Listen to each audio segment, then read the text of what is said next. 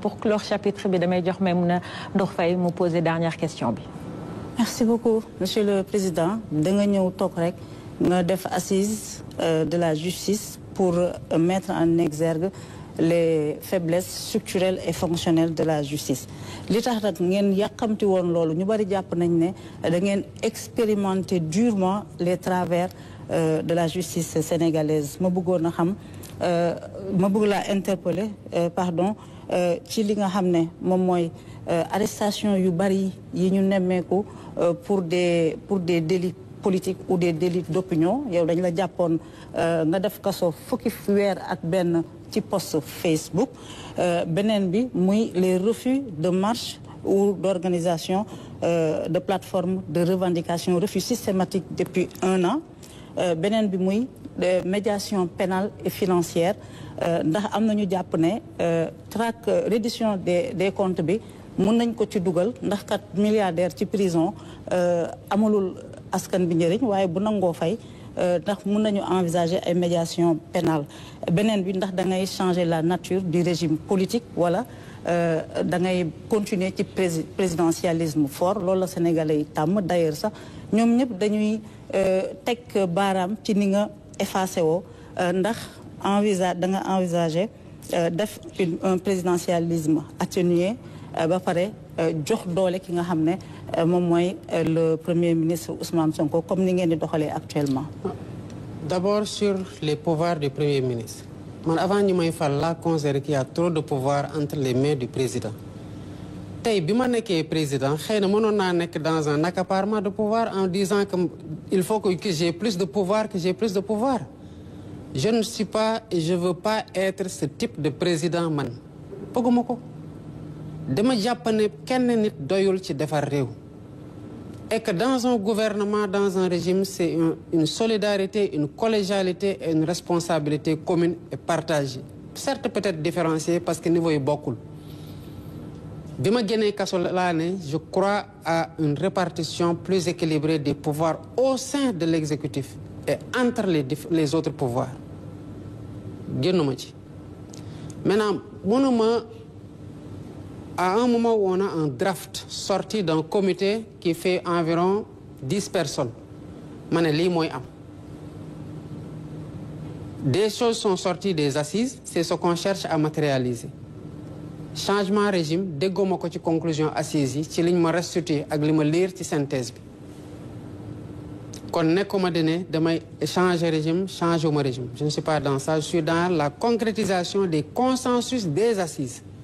assises yi ñooy sama boussole instant yi ni lépp lu ciy consensus dama jàpp ne fii la Sénégalais yi bëgg may jëme leen foofu laa leen di yóbbu lu ci nekkul consensus on marque le pas et on continue à évaluer xool ndax yeneen piste d'amélioration yi dina permettre que taare ñuy ragal deñ donc nekkuma ci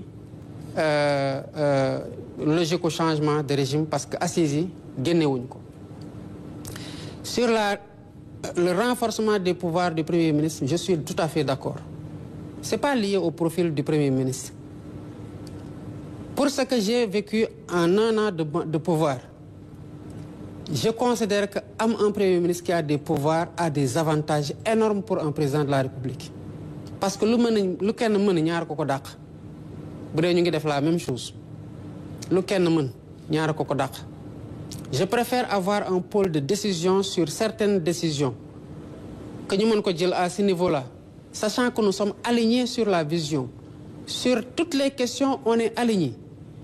Je ne veux pas que nekk un président boo xamante ne tout me remonte. Il faut que le Premier ministre serve à quelque chose quand même.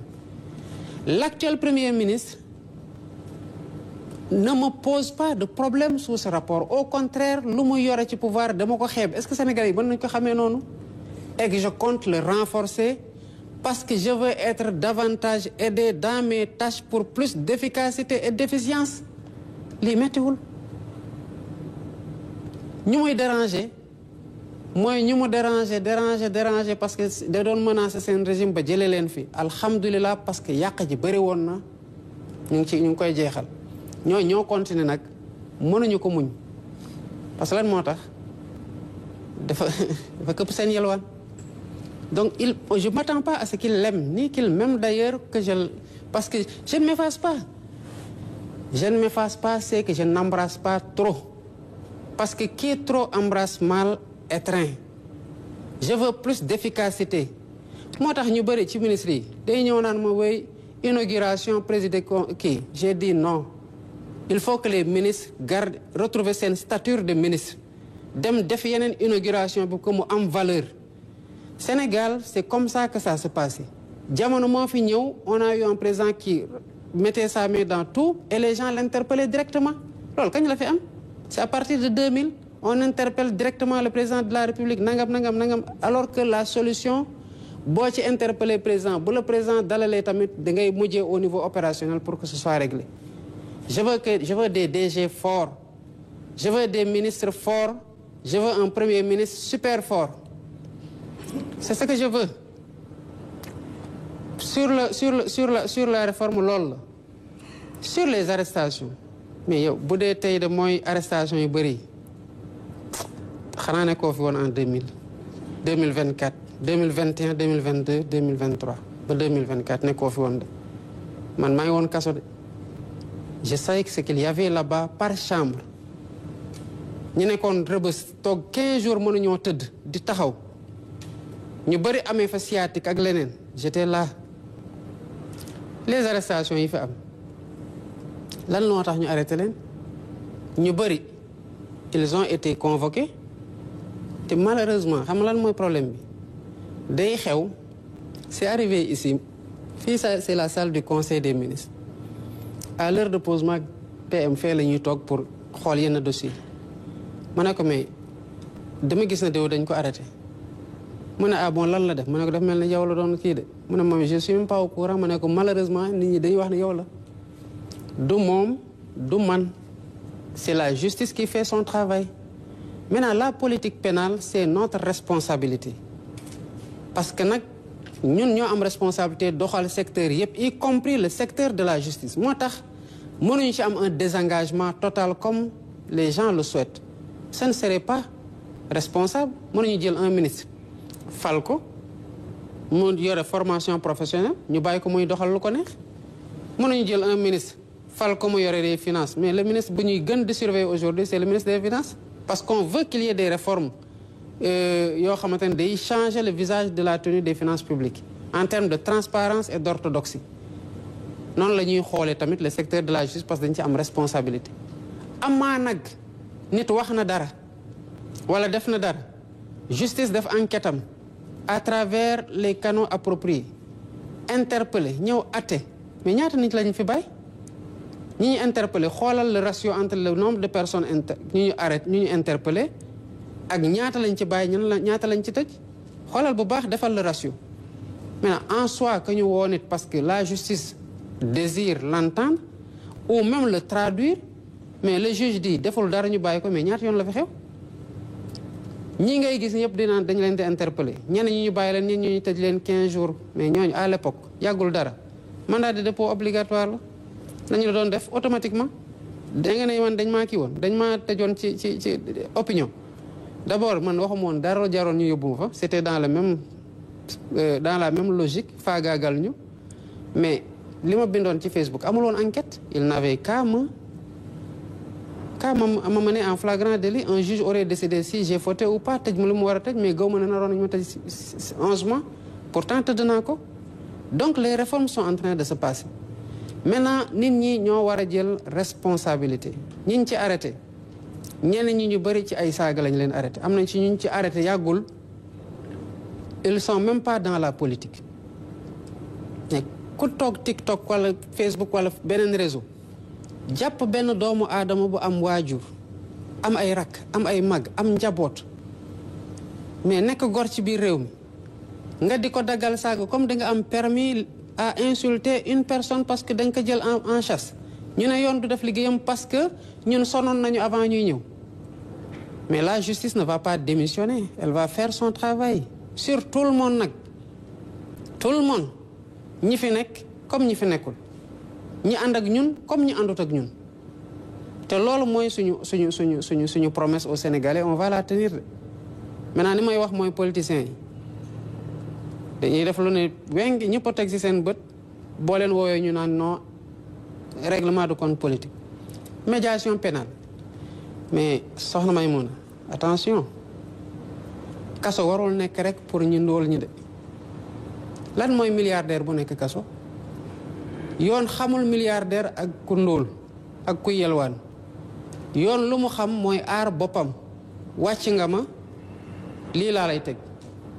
loolu kenn warul am ay milliards ba mu soustraire la ci médiation pénale du man maay décider day am wala du am les gens ont cautionné de la caution financière et de la caution matérielle le procureur considérait que caution matérielle c'est pas en nature c'est pas accepté et que li nit ñi cautionné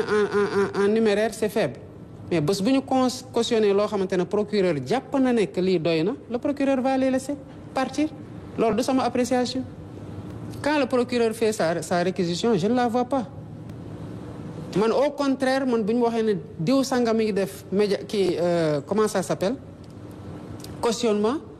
damay laaj ministre de la justice est-ce que am na légalement luy opposé wu à ce que ñu jox ko liberté provisoire xam nga lan laay déglu lan la loi bi wax bu loi bi waxee déet